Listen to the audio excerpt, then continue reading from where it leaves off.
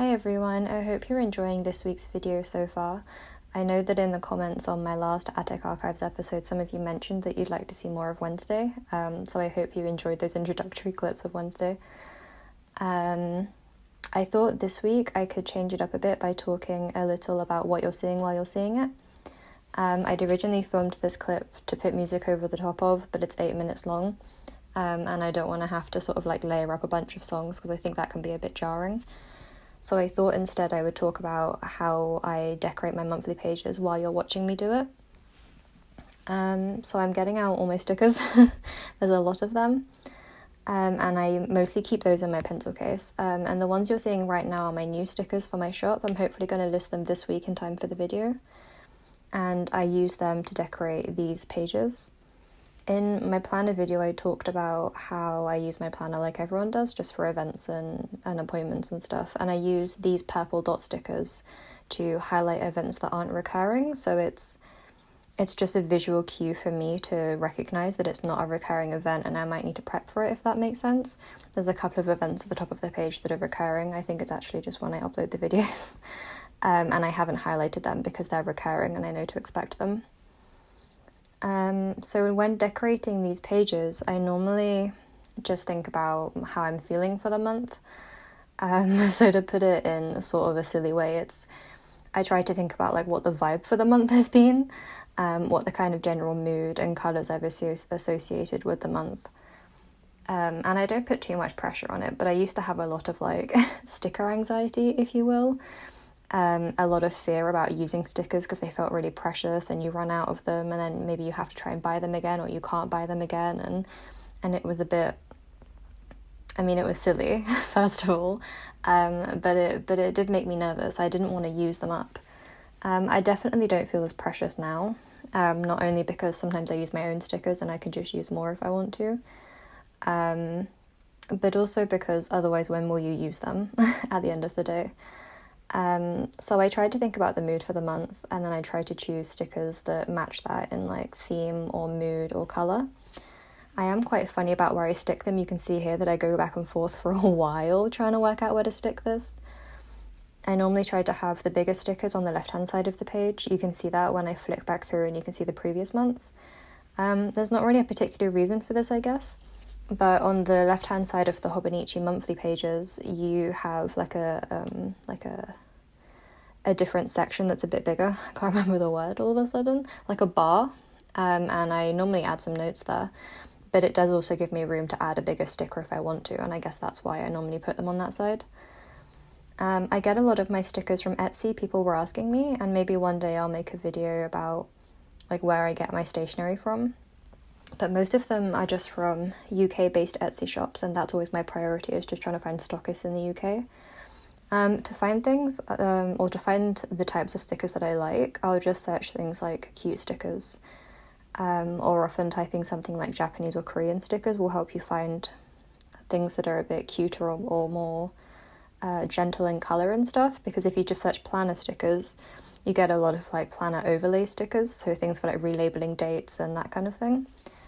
Which are really useful if you're looking for that.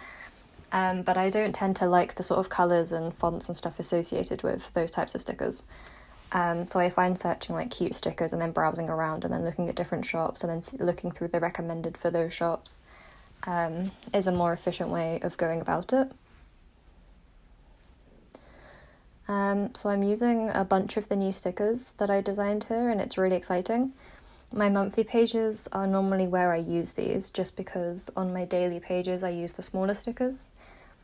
I like to keep my daily pages more minimally decorated, just so that it doesn't become like a never-ending challenge of decorating as much as possible all the time. And I'm not afraid to peel them back up when I stick them down a bit funny, if you saw that then. If I don't quite like the placement, what I'll do is just really carefully peel it back up. The pages of Hobonichi notebooks are really thin, so this can be a bit precarious. But when I first stick them down, what I tend to do is a bit like when I glue other stuff, is that I'll stick the top or the bottom first, I'll line that up first, and then I will really gently drop the rest of the sticker.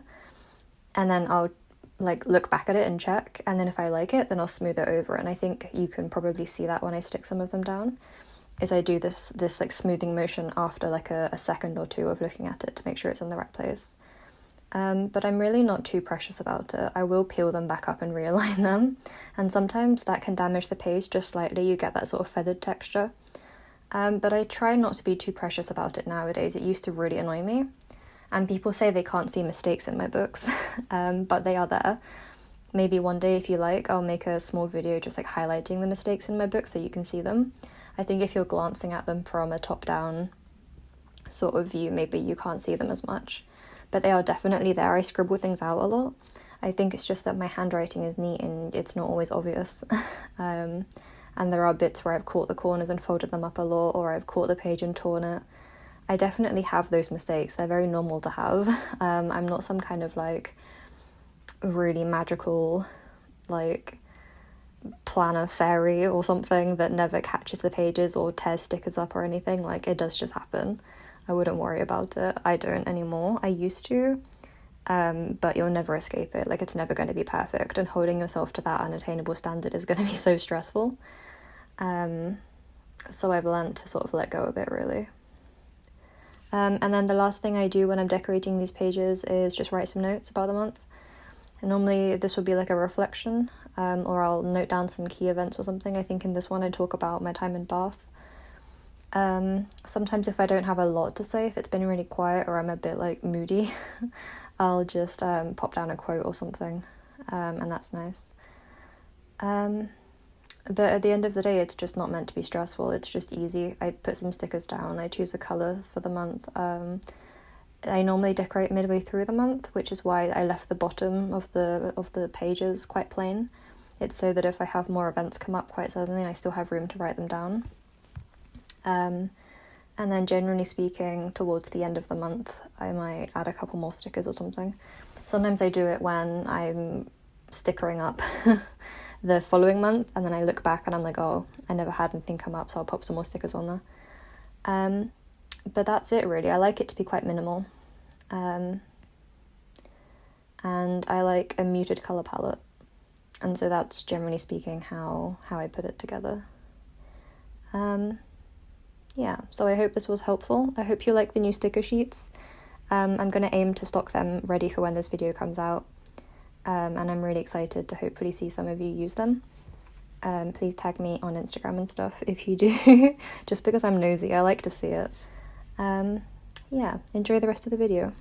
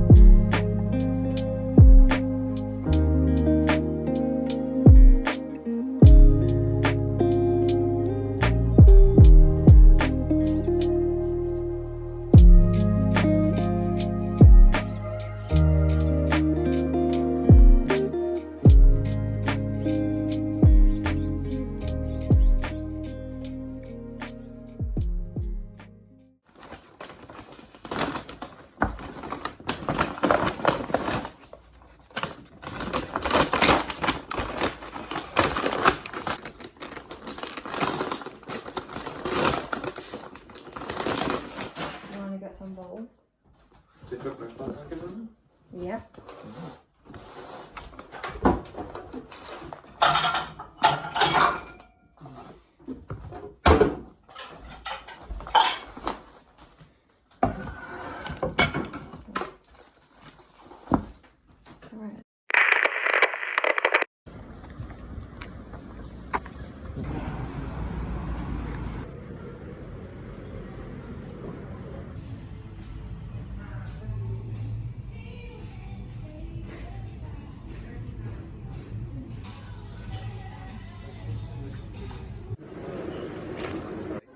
She was like, I can either scan it or hair for you.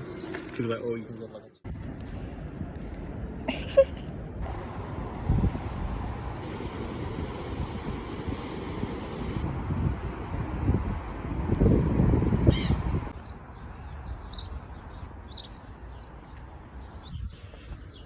It happens, you can grab it. Ah, there's nobody. Literally.